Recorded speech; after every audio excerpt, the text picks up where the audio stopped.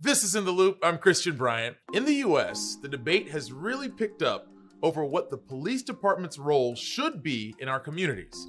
Calls to defund or redirect police budgets have been met with equally vocal calls to raise budgets and the size of police forces. We all agreed, as I've said from the outset, that the answer is not to defund the police.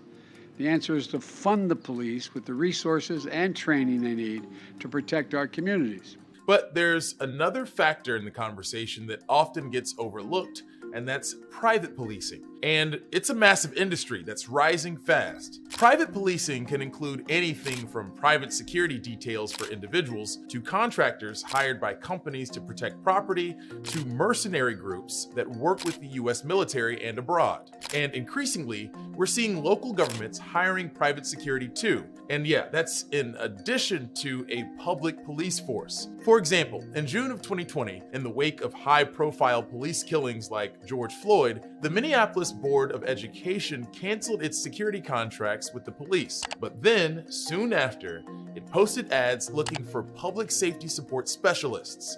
Cities like Portland, Detroit, Boston, Stockton, and Oakland have all hired private security forces to supplement their police departments. These forces are seemingly for nonviolent work, but sometimes the line isn't too clear. Private security workers are armed and sometimes have the same arresting powers as local police. Private police forces aren't new in the US. In fact, the country's earliest forms of local law enforcement began with private companies or small forces. Up until the Civil War, across a number of southern states, slave patrols were hired by wealthy landowners to capture enslaved people who had escaped. And in northern cities through much of the 1800s, companies like the Pinkerton National Detective Agency were sometimes hired to break up rallies or riots for their unionizing workers. The Pinkertons are still around, by the way, using highly skilled agents to protect their VIP clients. What is new today is the massive size and scope of the private security industry. And that's not limited to the US. More than 40 countries have more private workers hired to protect specific people,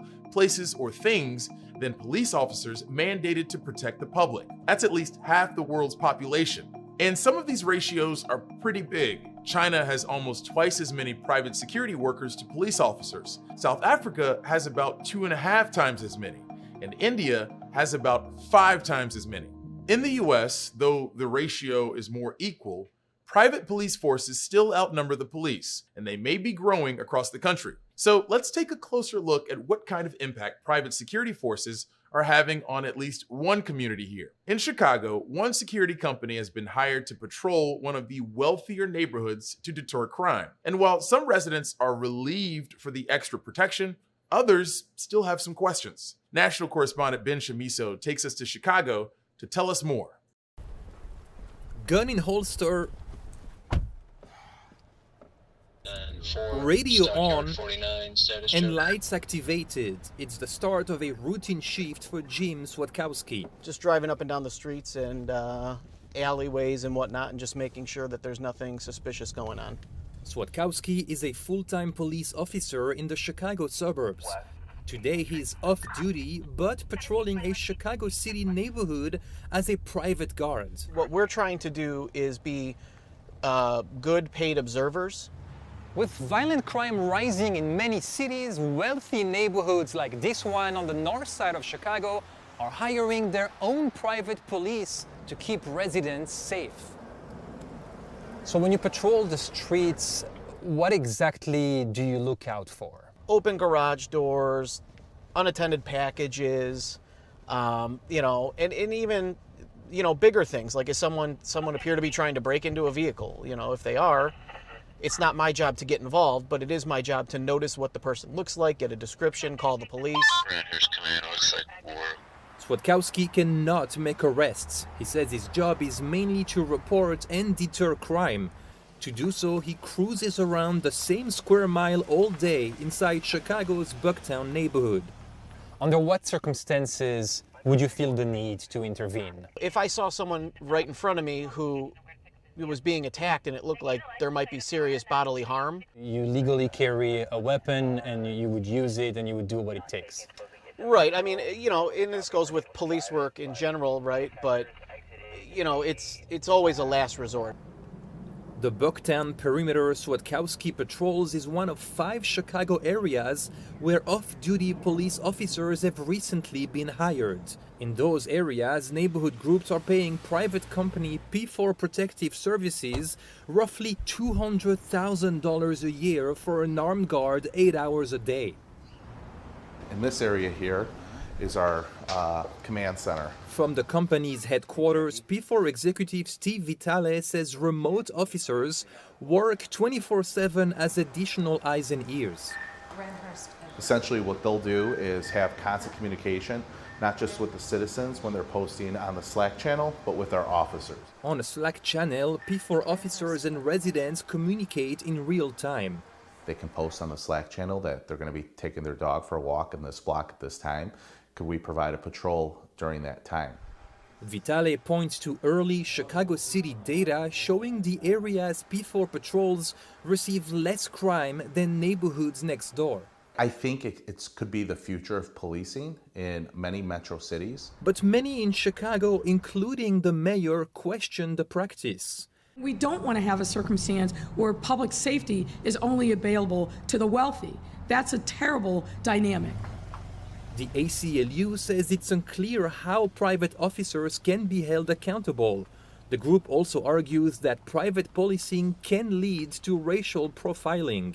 They are helping create sort of a gated community and monitoring who is coming in and out of a community.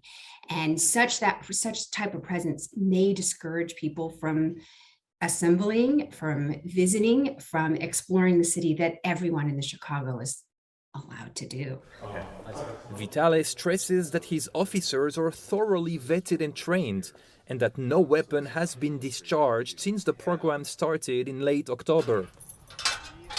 As for Chicago's Bucktown residents, they say the patrolling car is omnipresent. I would say every time I walk my dog, even just like in a block loop around here, I will see at least one car. They're probably down each street every 20 minutes to 30 minutes. But opinions diverge on whether that's a good thing. With all the carjackings that we've had recently, it does feel good to know somebody's out there.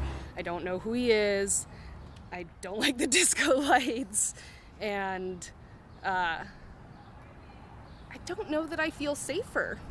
Safer or not, one feeling everyone shares: confusion. Are they just driving cars? Can they actually stop crime if given the chance? I don't understand what they're doing. Confusion because no one seems to know who in the neighborhood hired P4.